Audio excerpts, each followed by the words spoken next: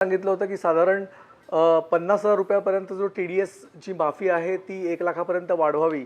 म्हणजे आपलं कासाचं जे आपण बोलत होतो ती इच्छा पूर्ण झालेली आहे. त्यामुळे मला वाटतं 1 लाखापर्यंत आता टॅक्स लागणार नाही आहे, TDS लागणार नाही आहे सीनियर सिटीजनना. दुसरी महत्त्वाची गोष्ट म्हणजे जी मला खरंच अपेक्षा वाळिंबे सर मी एकच मिनिटासाठी थांबतो, कारण हा थोडा मुद्दा आहे ना, नीट समजून घेण्याचा आहे, म्हणून तुमच्याकडून समजून घेण्याचा प्रयत्न. हा 1 लाखापर्यंत TDS लागणार नाही म्हणजे कशा स्वरूपात सिनियर सिटीजनला याचा फायदा होईल?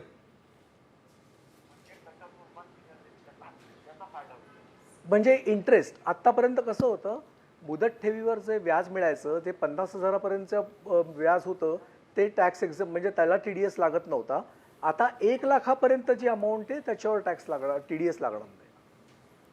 1 लाखापर्यंत जे बँकेत FD करतात सिनियर सिटीजन, साधारण PF मधून आलेला पेन्शनचा आलेला पैसा हा बँकेमध्ये FD म्हणून ठेवत असतात, फिक्स्ड डिपॉझिट आपण करतो आणि त्यातून एक रिकरिंग अमाऊंट साधारण आपल्याला पेन्शन रूपानं मिळावी अशी अपेक्षा असते.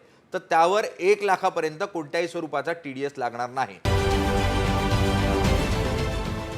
देश विदेशातील प्रत्येक घडामोडींचे लाईव्ह अपडेट मिळवण्यासाठी आता साम टीव्हीच्या सर्व सोशल मीडिया प्लॅटफॉर्मला लाईक, फॉलो आणि सबस्क्राईब करा. तसंच सर्व नोटिफिकेशनसाठी बेल आयकॉन प्रेस करायला विसरू नका.